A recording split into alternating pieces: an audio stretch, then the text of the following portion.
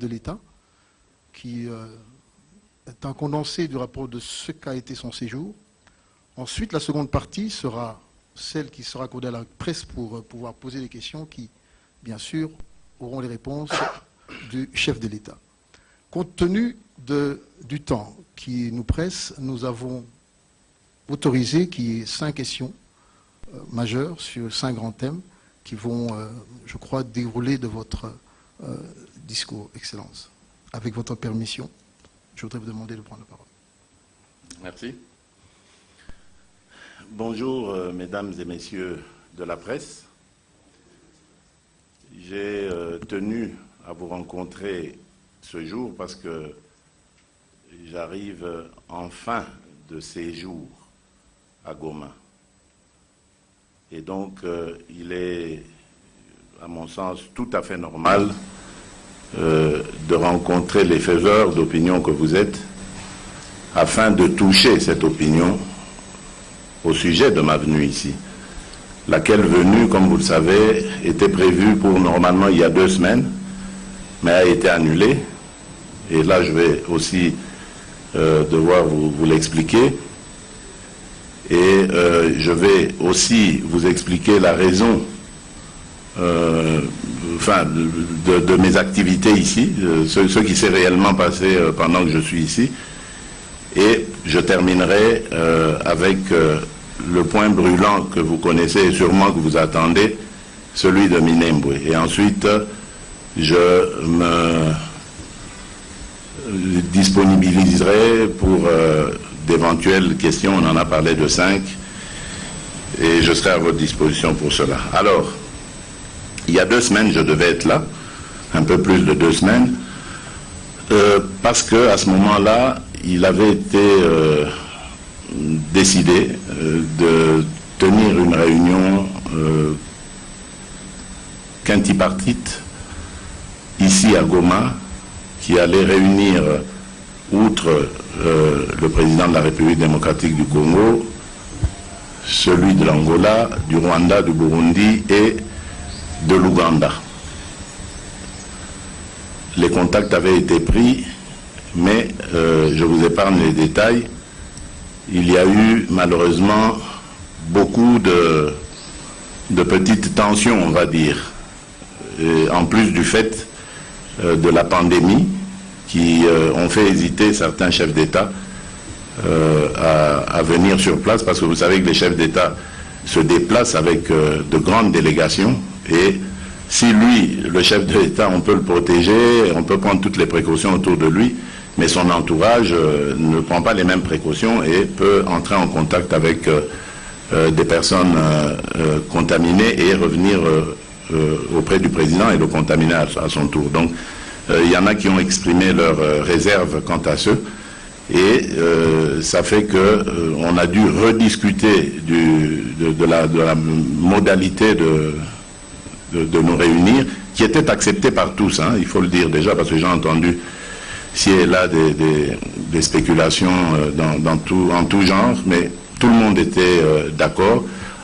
Et le Burundi manifestait une simple exception, c'était celle d'avoir d'abord un bilatéral avec la RDC avant de venir. Et c'est au cours de cette rencontre en bilatéral qu'il a été décidé évidemment que le Burundi se tienne de côté pendant que nous allons avoir cette visioconférence avec tous les autres homologues précités. Et c'est ainsi que cette conférence a pu avoir lieu hier. Je crois que le communiqué final, vous l'avez, c'est-à-dire d'effacer un peu cette page noire de nos relations, de la tourner quasiment, et de parler d'autre chose plutôt que de tensions, de guerre, de haine.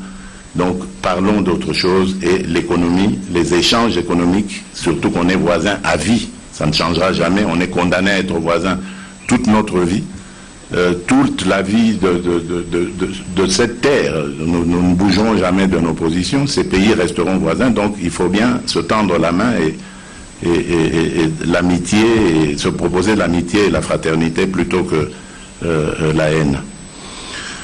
Et donc, l'autre point, évidemment, c'était celui de la pandémie et des dégâts que celle-ci a causé, la Covid-19, sur toutes les économies du monde, et comment est-ce que nous pourrions éventuellement rebondir pour après.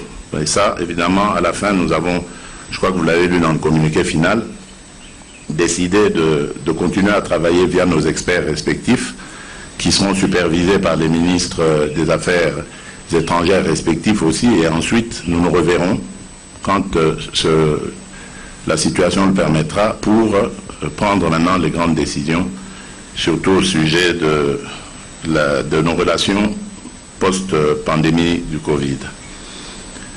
Et donc avant-hier, j'avais également participé, le Congo, notre pays étant membre du bureau de l'Union africaine, à une réunion également concernant la même pandémie du coronavirus.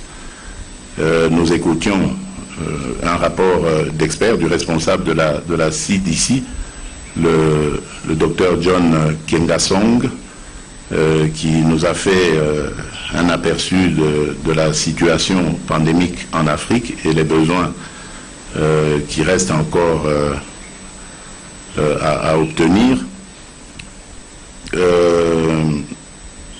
Et on a aussi parlé de la réunion prochaine Afrique-Union européenne, qui devrait se tenir normalement en Belgique dans un format réduit, c'est-à-dire les pays membres du bureau et élargi aux pays qui président les communautés économiques régionales.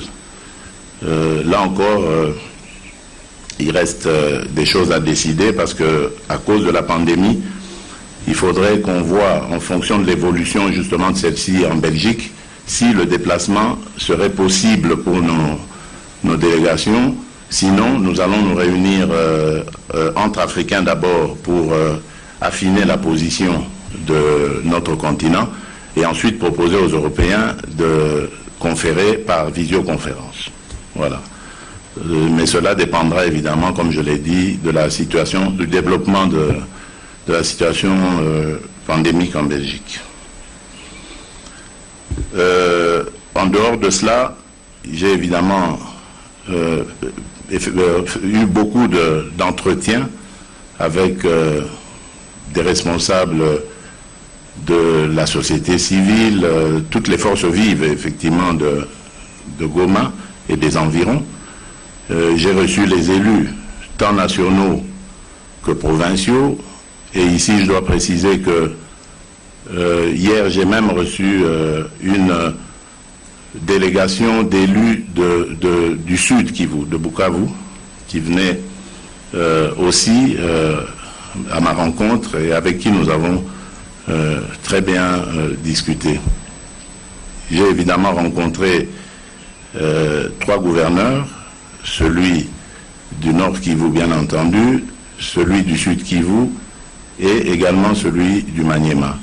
Donc vous comprenez que j'ai vraiment ressassé tous les coins et recoins, tous les problèmes de la région, et je suis à même de dire aujourd'hui que j'ai compris beaucoup de choses.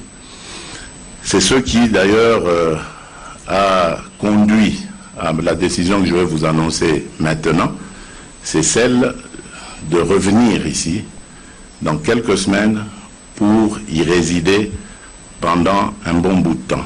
Je ne sais pas lequel, mais ce sera en tout cas le temps qu'il faudra pour que la lueur d'espoir se transforme en réalité.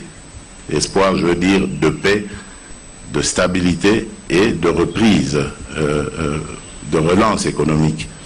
Parce qu'il y a quelque chose vraiment que j'ai en admiration ici, malgré les souffrances, malgré les difficultés quotidiennes de ce peuple, de nos compatriotes d'ici, mais ils luttent de manière admirable pour vivre et ils réussissent à faire quand même reluire cette ville de Goma.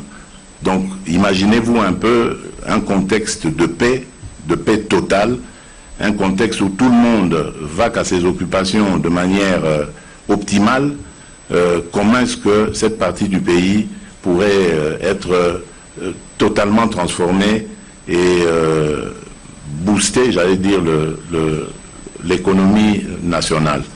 Donc vraiment, c'est au-delà de cette considération un devoir de faire de cette crise qui sévit ici, au nord Kivu, au sud Kivu et en Ituri, c'est vraiment plus qu'un devoir d'éradiquer cette crise, de mettre nos populations en sécurité une bonne fois pour toutes. C'est pour ça que je serai là, avec vous, auprès de vous, et je vous recevrai au quotidien, que ce soit vous les journalistes, que ce soit les forces vives, tout le monde, l'armée, surtout l'armée, parce que ce sera l'armée, notre instrument qui nous permettra d'imposer la paix et la sécurité, de protéger tous les territoires de l'étendue nationale. Donc nous serons ensemble engagés dans ce combat pour le retour à la paix. Voilà, je reviendrai donc dans quelques semaines pour cela. Et je peux vous dire que je compterai énormément sur vous parce que j'ai compris beaucoup de choses à la crise qui sévit ici. Donc, il y a en fait plusieurs crises dans le phénomène de l'insécurité à l'Est.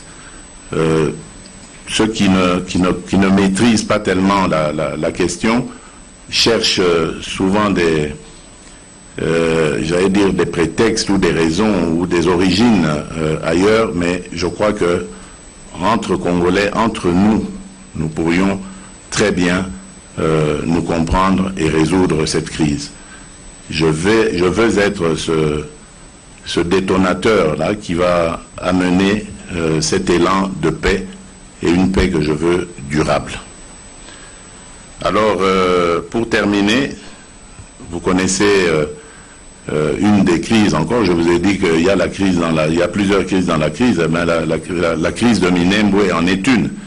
Même si c'est au sud Kivu, je sais que ça a des ramifications jusqu'ici, ou du moins des conséquences jusqu'ici. Parce que les élus du nord Kivu m'en ont aussi parlé. Donc c'est clair que c'est une situation qui est explosive, on va dire, et en tant que garant de la nation, de la paix et des droits et les libertés des gens, je ne pouvais pas rester indifférent. Cette situation, je vais vous faire juste une petite historique de la question. Donc c'est arrivé au moment où je me trouvais à l'extérieur, donc je n'avais pas été mis au courant de cela. Et donc je ne pouvais pas décider non plus de manière à brûle pour point comme ça, en tant que responsable, ce ne serait pas du tout sage. Donc je savais que j'avais prévu mon déplacement de Goma, et donc je me suis dit, une fois sur place, je prendrai la température réelle. Et aujourd'hui, je peux dire que cette température, je l'ai prise, et la décision que je vais vous annoncer, je la ferai, je la prendrai en âme et conscience, et en assumant toutes les responsabilités qui sont les miennes, parce que je crois qu'il est de mon devoir de m'impliquer, comme je vous l'ai dit. Et donc, en prenant des renseignements sur cette crise, j'ai compris qu'il s'agissait d'un procès verbal qui avait été notifié à un bourgmestre que l'on installait, je vais dire de manière officielle cette fois, dans ses fonctions, sur un territoire dont les limitations sont contestées, et surtout dans un contexte de conflit latent. Et donc, pour moi, le salut du peuple est la loi suprême. Et je ne peux pas laisser un peuple, surtout le mien, un peuple au Congo, en danger. Voilà pourquoi j'ai décidé de purement et simplement annuler ce qui a été fait jusqu'ici. Mais je ne vais pas en rester là. Parce que justement, c'est le fait de n'avoir jamais décidé sur ces problèmes qui se déroulent à l'Est que cela a toujours engendré des crises. Cette fois-ci, nous allons décider. Mais qu'est-ce que nous allons faire? Je vais très rapidement mettre une commission sur pied. Une commission composée uniquement de scientifiques et de préférence des scientifiques qui ne seront pas originaires de la région. Donc, c'est-à-dire ni du Nord Kivu, ni du Sud Kivu, ni de l'Ituri, rien du tout. C'est des gens qui viendront d'ailleurs et nous sommes capables de le faire. Le Congo est grand et il y a beaucoup d'autres ethnies et tribus. Et donc cette commission elle sera composée d'experts scientifiques, des géographes, des juristes, il y en aura des démographes, enfin il y aura plein d'experts qui vont avoir pour mission de retracer toutes ces limites, mais toujours en connexion avec les autochtones, les peuples qui vivent là depuis longtemps. Donc, il faut qu'on aille dans un processus de délimitation des frontières ou des limites de ces territoires, villages, groupements, communes rurales. Ensuite, nous pourrions alors à ce moment-là décider ensemble.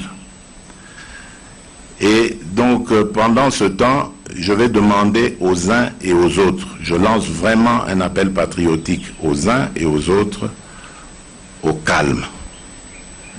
Il n'est pas, pour le moment en tout cas, question de s'affoler, parce que j'ai vu dans les réseaux et dans les renseignements que j'ai reçus, des informations qui font peur et qui ressemblent vraiment à de la manipulation plus qu'à autre chose. On dirait qu'on veut exacerber les passions. On veut amener les gens à se dresser les uns contre les autres. On a même été jusqu'à insinuer qu'il y a une grande puissance de ce monde qui avait béni cette opération parce que son ambassadeur s'est trouvé sur place. J'ai moi-même rencontré cet ambassadeur et il m'a complètement rassuré et m'a dit qu'il ne comprenait pas, il était venu pour autre chose, il n'a jamais compris pourquoi est-ce qu'on l'a mêlé à cela. Donc c'est pour vous dire que tout ce qui a circulé, tout ce qui a été dit n'était que spéculation. Les peuples de cette partie du pays ne demandent qu'à vivre en paix. Et nous allons leur offrir cette paix. Je demande donc à tous les faiseurs d'opinion, à toutes les notabilités, de prêcher dans le sens de la paix et de l'union, de l'unité de ces communautés. Il n'est pas question de se débarrasser d'une communauté et d'en laisser d'autres. Il est ici question du vivre ensemble. Et ça, c'était possible à une certaine époque. Je ne vois pas pourquoi aujourd'hui ça ne peut plus l'être. Si ces communautés ont toujours vécu ensemble depuis une vie, eh bien, cela est possible à réaliser encore. Donc, je vais vraiment demander avec insistance, et peut-être je dirais même mise en garde, parce que je n'accepterai plus qu'on jette de l'huile sur le feu dans un dossier aussi épineux que celui-là. Voilà ce que je voulais vous annoncer en substance dans ma communication et je vous remercie pour votre attention et me mets à votre disposition pour recevoir vos questions. Merci beaucoup.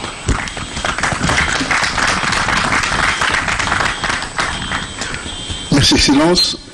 Nous allons procéder aux questions. Nous en avons sélectionné 5. La première va concerner la problématique de Minembwe. 6 questions il y a. Parce que je crois que le chef d'État a été assez clair à ce sujet-là. On peut la sauter pour peut-être parler des problèmes sécuritaires. S'il y en a une, merci. Présentez-vous auprès du... Je rappelle que c'est une personne pour une question. Merci. Veuillez décliner votre masque. Le porter. Non, enlève-le. Excellence, Monsieur le Président de la République, depuis ma bord, nous vous remercions d'avoir choisi Goma pour abriter ce mini-sommet qui vient de chuter sur des engagements entre les pays de la région du Grand Lac. Excellence, c'est une diplomatie agissante et nous estimons qu'il y aura des résultats. Mais cependant, Excellence, Monsieur le Président, quelle est la particularité de ce mini-sommet par rapport à d'autres sommets que la région a connus? Est-ce qu'il n'y aura pas cette fois-ci une hypocrisie? C'est ce que l'opinion voudrait avoir. Ma deuxième question, Monsieur le Président de la République, c'est la question qui est toujours à la une. Nous avons interrogé les gouverneurs, nous avons interrogé les élus du peuple, la question de la rétrocession. Cette rétrocession qui n'arrive pas aux provinces, et pourtant, c'est reconnu par la Constitution. Votre vision, Monsieur le Président, c'est l'état des droits. Alors, est-ce que vous ne voyez pas, lorsque ces provinces ne reçoivent plus leur rétrocession, que cela a un impact considérable sur la sécurité, mais aussi sur l'état des droits? Je m'appelle Célestin Sibomana, je suis capitaine de la RTNC. Merci. Merci. Je réponds d'abord aux... Excellence, oui. Bien. Vous posez une excellente question parce que si je peux vous révéler un pan de nos discussions, nous la sommes posée nous-mêmes, cette question aussi.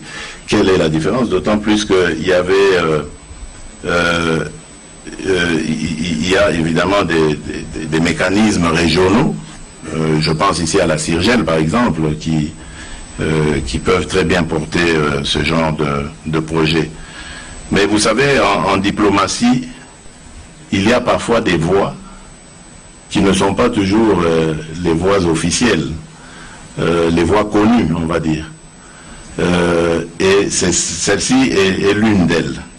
Vous avez dit diplomatie agissante tout à l'heure, et moi je vous réponds oui, parce que c'est une initiative venant de la République démocratique du Congo. Je l'ai proposée aux pays voisins. Il y a eu des discussions et ils se sont finalement tombés d'accord pour venir participer à cela.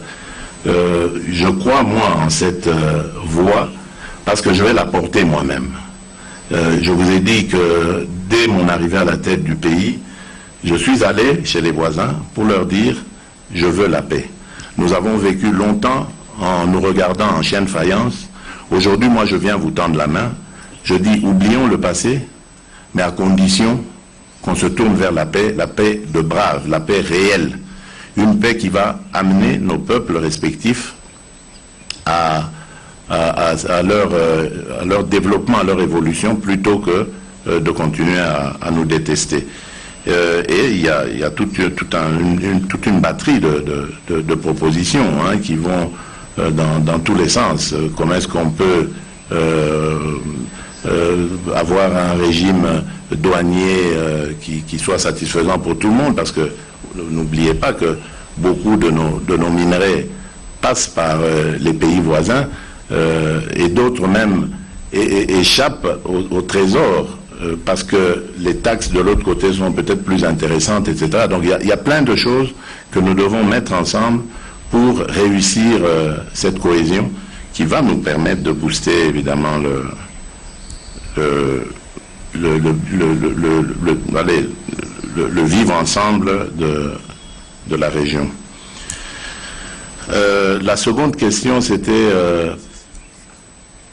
par rapport à la rétrocession. Bien évidemment, c'est dans toutes les provinces où je vais qu'il y a malheureusement cette rengaine.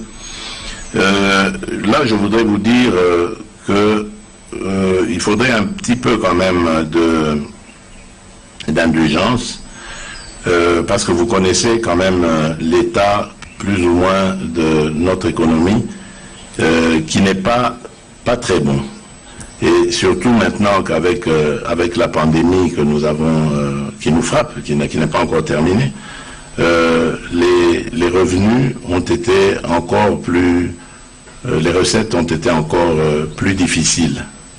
Et donc leur répartition, bien entendu, pose problème. Mais je suis tout à fait conscient de ces difficultés-là. C'est simplement une question de choix et de priorité à un certain moment auquel vous devez faire face. Je vous ai parlé de la Covid, mais nous, dans notre malheur, nous en avons eu encore un autre, frappé de nouveau par Ebola. Il y avait ci et là des problèmes humanitaires, des drames humanitaires. On a eu quand même suffisamment de problèmes qui ont mis à mal notre économie, et donc tout le reste a aussi en apathie, j'allais dire. Vous savez, même moi, qui suis président de la République, je ne reçois pas toujours mes revenus non plus. Mais je ne m'en plains pas, je comprends. Je comprends parce que nous sommes dans une situation exceptionnelle. Voilà pourquoi nous travaillons d'arrache-pied pour relever le niveau de nos recettes et pouvoir mieux les répartir à travers le pays. Mais comme je vous le disais tout à l'heure, je suis très conscient de cette difficulté et on va essayer d'y remédier au fur et à mesure, mais on a besoin d'un peu de temps.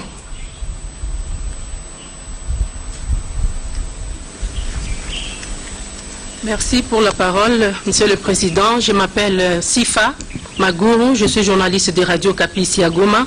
Ma préoccupation est en rapport avec la rentrée scolaire. Ici au Nord Kivu, beaucoup de territoires, beaucoup de régions, notamment Massissi ou Walikale, les écoles ont été détruites et d'autres incendiées pendant les affrontements des groupes armés. Alors que nous sommes à quelques jours de la rentrée scolaire, comment vont étudier tous ces enfants et qu'est-ce que vous leur dites? À part ça, il y a aussi le problème des DDR. Des centaines de jeunes combattants se rendent tous les jours dans tout le coin, mais ils se retrouvent abandonnés dans de très mauvaises conditions.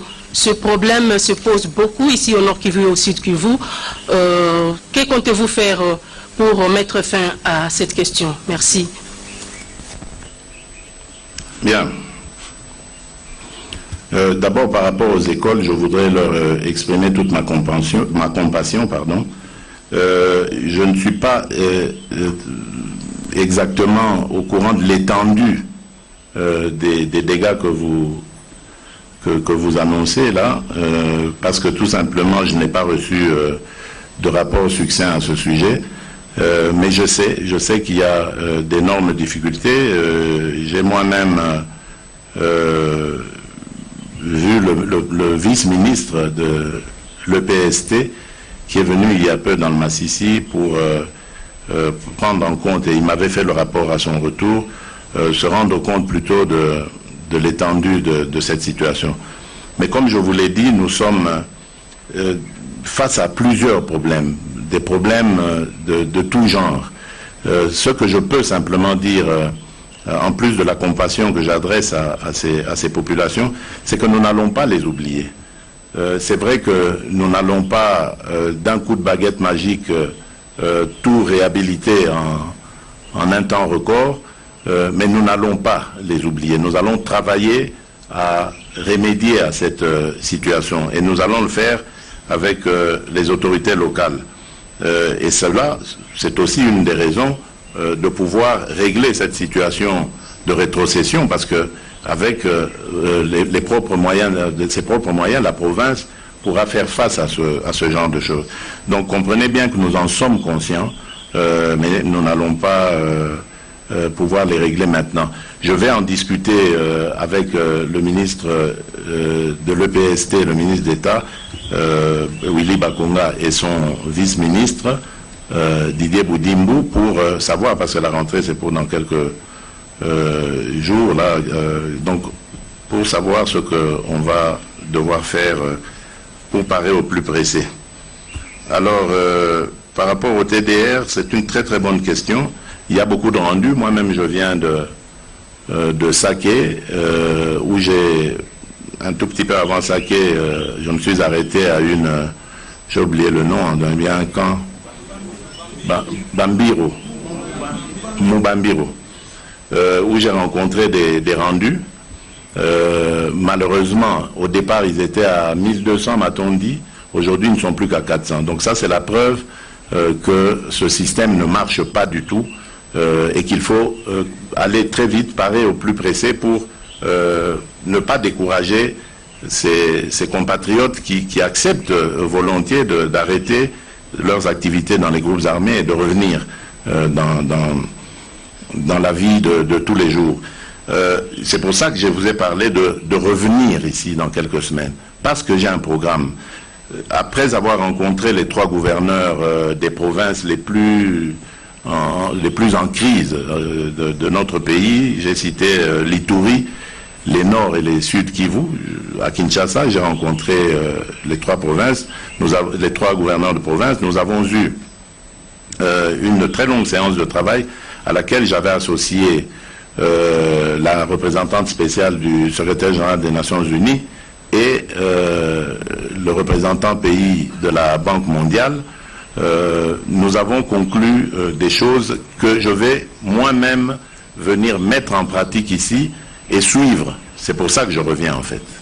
Et il s'agit de quoi? J'ai obtenu, en tout cas, parce qu'après cela, j'avais demandé une réunion par visioconférence avec la Banque mondiale, et j'ai obtenu de celle-ci 50 millions, dans un premier temps, 50 millions de dollars, qui vont nous permettre de commencer les premières opérations de DDR. Et donc, nous allons cette fois-ci procéder différemment.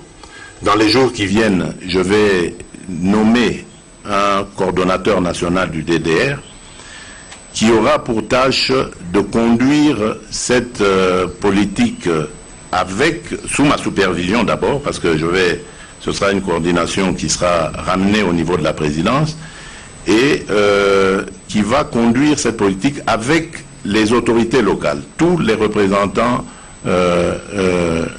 locaux ici. C'est pour ça d'ailleurs qu'on va rajouter un petit C après le DDR, c'est-à-dire communautaire, parce qu'on veut travailler avec toutes les autorités locales. Et quand je parle d'autorités locales, je pense même au chef coutumier. Hein. Et le but de cela pour nous, c'est que ce soutien aille jusqu'à la base. Donc, on va commencer par la démobilisation, le désarmement, démobilisation, et puis on prend en charge les individus en question qu'on va réinsérer ici même.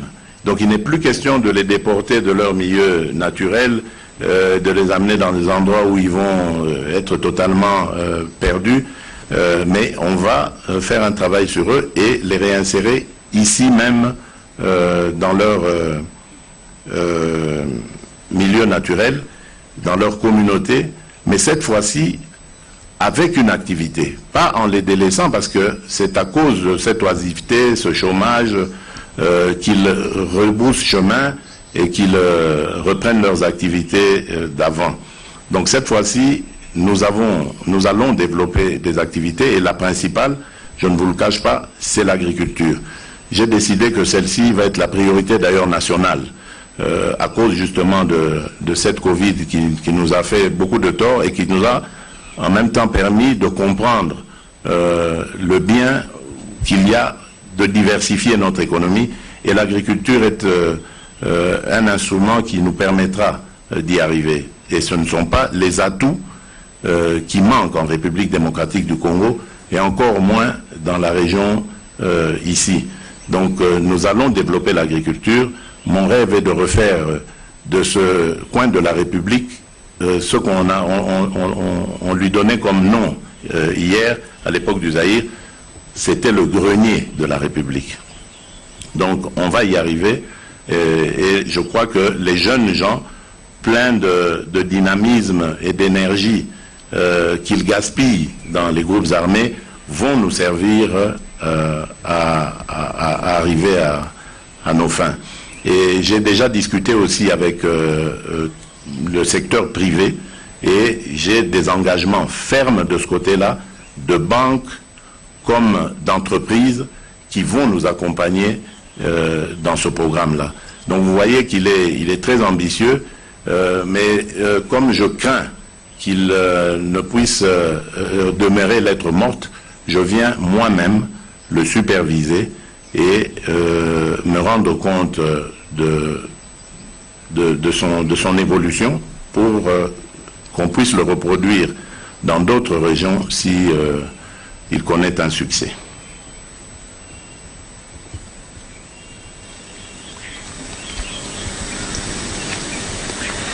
Bonjour Monsieur le Président de la République. Bonjour, je madame. suis Rosiane Kalafoulou et je suis journaliste à la radio Polyfem Goma. Monsieur le Président de la République, nous vivons l'insécurité au jour le jour au Nord Kivu et le gouvernement a souhaité mettre en place 2 secteurs opérationnels. Dans le Nord Kivu, dans la zone nord, on a le secteur opérationnel Nord Kivu Sokola 1 et dans la zone sud, nous avons le secteur opérationnel Nord Kivu Sokola 2.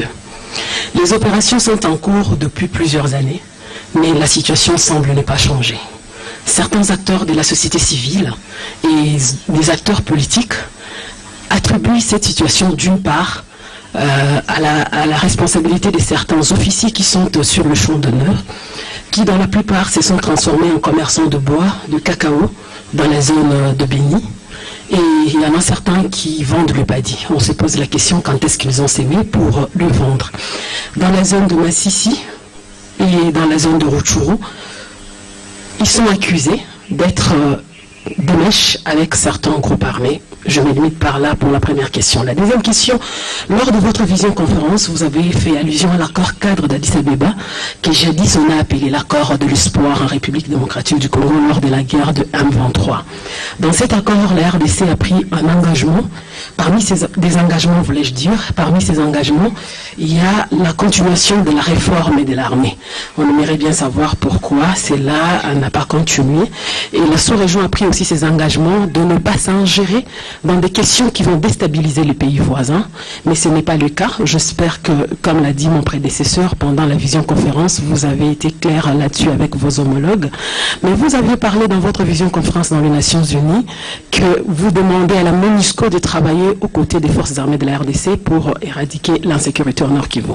Dans cet accord, la brigade d'intervention des Nations Unies avait été mise en place pour finir avec les M23. Où est passée cette brigade? Merci. Merci madame. En fait, vous posez plusieurs questions en une ou deux questions. Merci. Apparemment, à part la réforme de l'armée, votre question touche à l'insécurité en général, je vois. Bien, vous avez totalement raison, madame la journaliste. L'insécurité, je me suis aussi posé cette question et le chef MG, le chef d'état-major général qui est là le sait.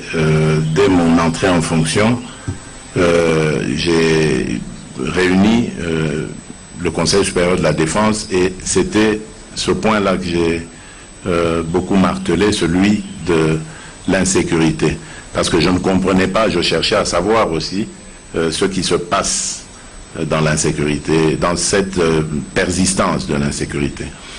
Mais je crois que c'est un petit peu hâtif et peut-être voire injuste de seulement stigmatiser certains officiers, pas tous, parce qu'on en a de très vaillants, de stigmatiser certains officiers comme étant la source de la crise ou la raison de la crise. C'est bien beau de citer les acteurs politiques, vous le faites bien parce que justement, parmi eux, il y en a aussi qui tirent des ficelles. Et j'ai eu l'occasion de le leur dire hier, un peu sur le ton d'ailleurs même de la menace, en leur promettant des poursuites immédiate, sans tenir compte de leurs immunités respectives. Parce que tout simplement, nous avons des informations selon lesquelles eux aussi sont en train de tirer les ficelles. Mais dans ces conflits, il y a également des conflits fonciers. Des chefs coutumiers, des conflits de groupement, parce que les limites ne sont pas bien tracées, ou alors la succession n'a pas été bien faite, et une partie prend le maquis pour combattre l'autre, etc. Donc il y a aussi ces phénomènes-là. C'est pour ça que je vous disais, il y avait plusieurs crises dans la crise.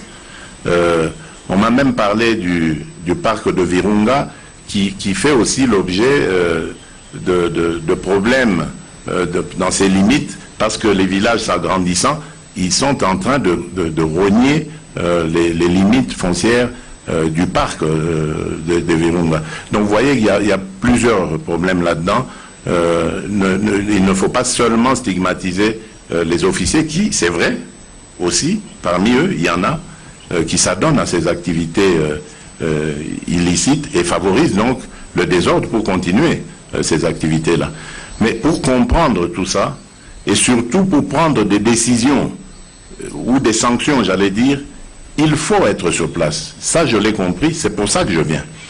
Parce que je me dis, quand on est loin, il y a la chaîne de commandement est longue, il y a le commandant suprême, il y a le chef MG lui-même qui vit à Kinshasa, puis ensuite il y a le commandant zone de défense, puis le commandant région, puis le commandant secteur. Enfin, c'est tellement long que c'est très difficile, quand on est loin, de pouvoir suivre ça au quotidien. Moi, je veux faire de cette armée une armée professionnelle, qui sera vraiment tournée sur la défense de notre territoire. Pourquoi? Tout simplement parce que je pense que s'il reste encore des patriotes dans ce pays, c'est là qu'on les trouve. Ces gens meurent pour nous, tous les jours, mais ça on ne le dit pas assez, pour un salaire de misère. Et je me bats pour améliorer leur sort, leur quotidien, leurs revenus, qu'ils aient beaucoup plus, parce qu'ils le méritent vraiment. Donc, ne tirons pas facilement sur eux, soutenons-les et aidons-les. Parce que parfois, ils n'ont pas le choix quand ils font ce genre de choses. Si nous améliorons leurs conditions de vie, je crois que nos militaires, qui sont déjà de valeureux soldats, pourront davantage nous rassurer et nous protéger. C'est ça, c'est ça. C'est pour ça que je ne veux pas trop m'appesantir sur les militaires, mais je préfère regarder plutôt les autres secteurs. Et je pense, je suis même certain que si les politiques surtout cessent de créer des milices pour des raisons d'intérêt personnel et mesquin, si les politiques toujours cessent de diviser les chefs coutumiers, parce que là aussi les chefs coutumiers m'ont dit que c'est par des décisions politiques qu'on les divise, on crée des dissensions entre eux. Donc le pouvoir politique a beaucoup de responsabilités dans ce qui se passe ici, sans vouloir le stigmatiser, mais je dis le pouvoir politique. Donc c'est pour ça qu'il faut être là, suivre au quotidien et prendre les sanctions nécessaires et exemplaires pour pouvoir tenir tout le monde à carreau et faire respecter la loi. La loi, oui, je viens d'en parler, la loi, c'est celle-là aussi qu'il faut amener jusqu'au fin fond de nos contrées. Il y a dans beaucoup d'endroits l'absence de l'autorité de l'État. Il y a des situations de non-droit qui permettent maintenant aux plus forts de faire la loi. Et ça aussi, ce sont des choses à prendre en compte. Donc voilà, tous ces phénomènes ont amené cette insécurité.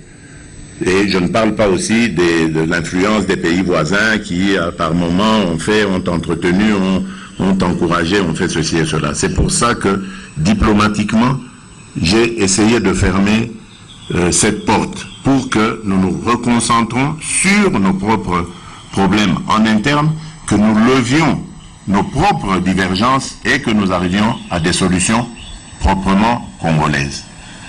Voilà, je pense, ce que je peux dire. Dans la réforme de l'armée, je vous l'ai dit, moi je n'ai pas attendu, je ne sais plus à quoi vous avez fait allusion, là, une résolution des Nations Unies ou du mécanisme de suivi de l'accord d'Addis Abeba, moi, je suis dans la réforme.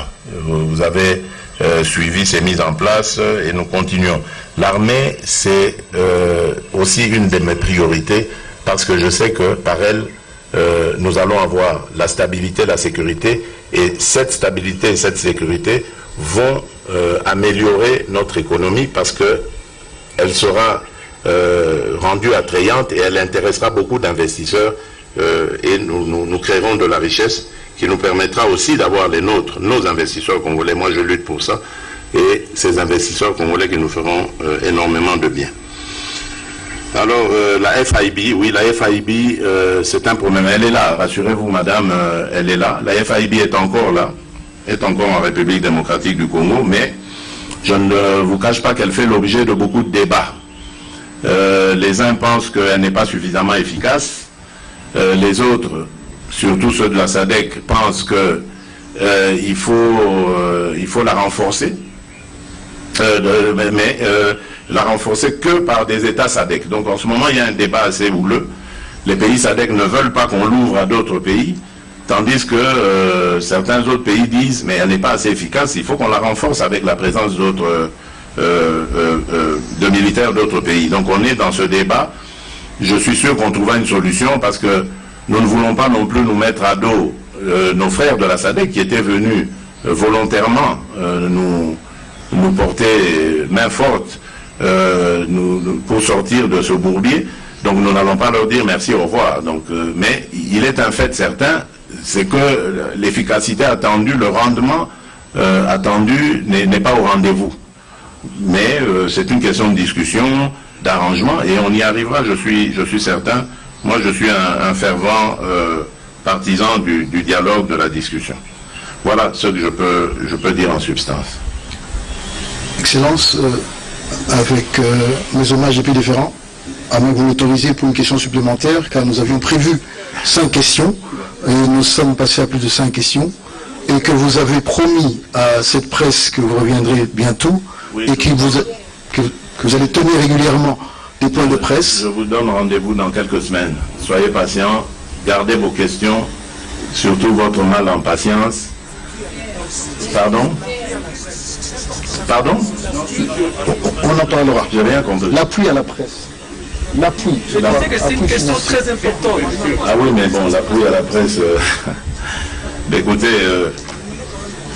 il y a à boire et à manger là-dedans. L'appui à quelle presse d'abord? Et puis, est-ce que appuyer une presse, ce n'est pas avoir un pouvoir sur elle? C'est un grand débat. Moi, je serais plutôt partisan pour offrir des possibilités à la presse, comme l'accès au crédit ou des choses comme ça, pour qu'elle s'organise elle-même. Mais si l'État régulateur commence à appuyer, mais la presse va s'adapter au fil des conjonctures, hein, en fonction de ceux qui arrivent au pouvoir. Je ne suis pas très partisan de ce principe, mais je suis pour que la presse soit en pleine possession de ses moyens pour se développer et peut-être pour l'aider en organisant des forums, des séminaires avec d'autres médias du monde entier pour les mettre à niveau. Je suis pour des débats sur le sens même des médias, parce qu'aujourd'hui, n'importe qui se dit de la presse. Il suffit qu'il ait un téléphone portable ou une caméra, et ça y est, il se met à pérorer, à taper sur tout ce qui bouge. On ne tient plus compte de l'éthique ni de la déontologie, ça devient du n'importe quoi. C'est plutôt ça que moi je vais vous aider à faire, au lieu de vous apporter un poisson. Donc je vais vous apprendre à pêcher, je préfère. Merci, voilà, mesdames, messieurs, merci beaucoup, que Dieu vous bénisse. Merci.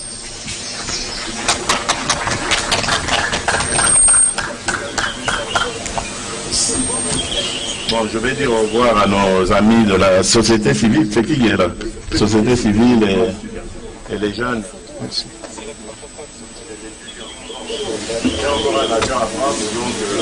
Merci, excellent.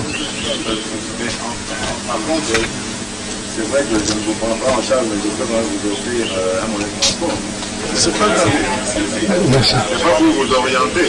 Mesdames, Messieurs, il est 16h17 de Goma.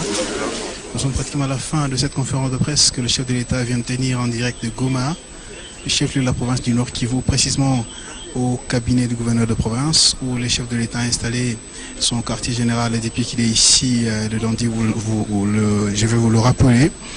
Le chef de l'État a touché certains coins qui ont intéressé toute l'opinion, surtout en matière sécuritaire. La question des Minembwe, il a annoncé qu'il lui va s'investir à annuler ce qui a été fait parce que il a fusillé certaines choses. Il estime que ce n'était pas aussi fameux qu'on peut le croire. Il est revenu sur le mini-sommet qui a été tenu en visioconférence avec les différents chefs d'État. Il a également parlé de la raison qui a poussé à ce que les Burundis ne participent pas. Le chef de l'État promet de rentrer à Goma dans les tout prochains jours, dans les prochaines semaines, dans quelques semaines je veux dire. Et avec cela, il aura à tenir de temps en temps des conférences de presse. Il va rencontrer les différentes couches de la population en rapport avec la situation de cette partie de la République démocratique du Congo. Voilà les différents points que le chef de l'État a essayé d'évoquer au cours de cette conférence de presse. Nous remercions à toute l'équipe de la RTNC, coordonnée par les directeurs Likweno Tchabembi, Moussa Firi Nyota, Bati René Baouma, également Célestin Sibomana, Emmanuel Balolebomi. Mesdames, Messieurs, merci de nous avoir suivis en direct de Goma, précisément au cabinet du gouverneur de province. Au revoir et à vos antennes studio. Il me bandio,